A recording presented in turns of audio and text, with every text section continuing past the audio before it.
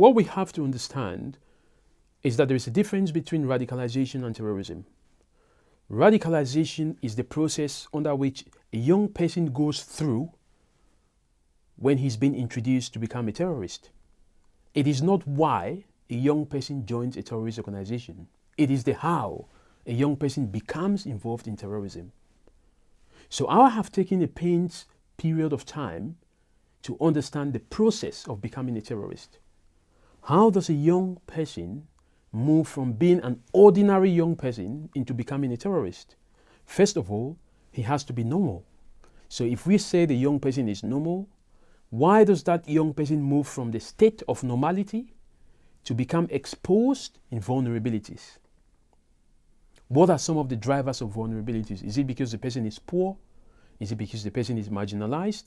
All these reasons have been given to explain the reasons why young people become terrorists. But some other young people who are poor and marginalized do not actually become terrorists. So it is very difficult, and it is from individual case-by-case basis to actually use some of these drivers of terrorism like poverty to explain terrorism. So when somebody becomes vulnerable, then they become drawn into the process of radicalization. So when a young man is poor, he lives in Borno State, he lives in Maiduguri, and he hasn't got anything to do, he's not going to school, then the terrorist recruiter takes an advantage of the fact that this young person is poor. Once they've taken that advantage, that young person now becomes involved in the process of radicalization. This is where radicalization comes in. So the person goes through the process of radicalization, becomes trained maybe to become a suicide bomber, becomes trained maybe to become a fighter.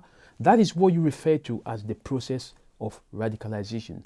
How do you take that young person from being vulnerable to change their mind sense, their mind process, so that they can become extremists, which is the next stage?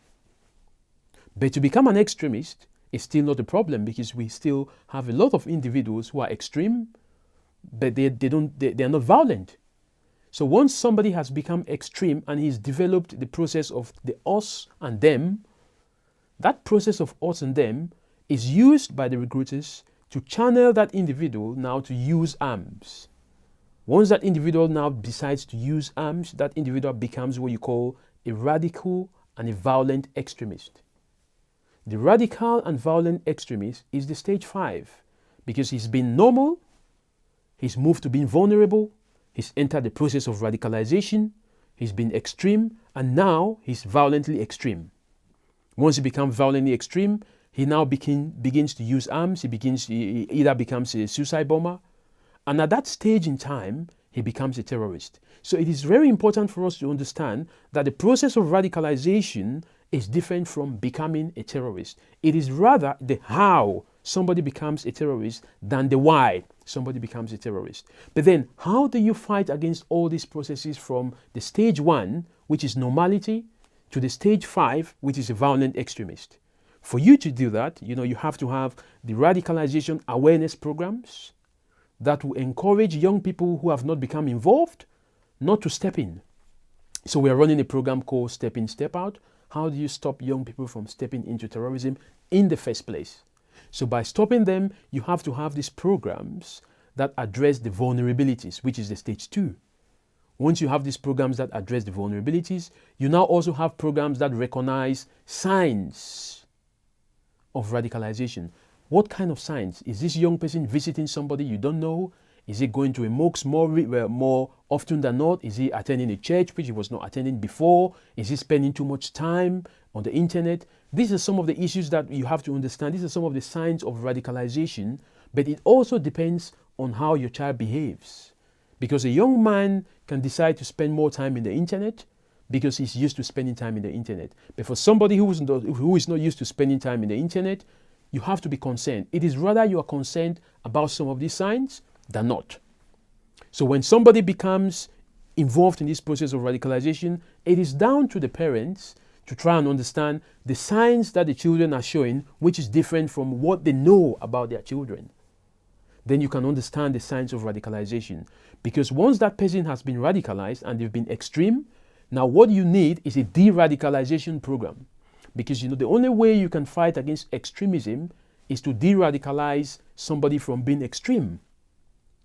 But once they've become extreme and you failed to de-radicalize them, and they've now become violently extreme or violent extremist, you have to disengage them. So you have to have programs to do with disengagement. Now, disengagement is different from de-radicalization, because if you disengage somebody, it doesn't mean you've de-radicalized them. What you've simply done is you've given them another alternative, not to use arms, but to dialogue. But by dialoguing, you introduce the de-radicalization program. Once you've de-radicalized them, and now you give them the awareness programs, reintegration into the communities. So in order for you to have a young man who moves from being normal to become a violent extremist, you have to look at all these 5 stages. You look at the stage of being ordinary. What makes him to move from the ordinary stage? Why is he vulnerable? So you deal with the vulnerabilities. Once you deal with the vulnerabilities, you now deal with the signs, recognize the signs of radicalization, stop them from those signs. If you fail to recognize those signs, then you have to look at, the de-radicalization programs, which will de-radicalize an extremist. From de-radicalizing the extremist, you look at disengagement once they've become engaged. So the individuals that you look at, would have to be on a case-by-case basis, because no one size actually fits all. And the process of radicalization or the process of becoming a terrorist is not a linear process. So somebody can move from stage A and become a violent extremist. But what you have to understand is to look at the specific needs of that individual. Because today, a lot of parents are worried, a lot of individuals are worried that their children are becoming radicalized. But they need to understand that radicalization itself is in the middle. What actually makes these children vulnerable is more important. That is why awareness programs are key to stopping children from being radicalized. Thank you very much.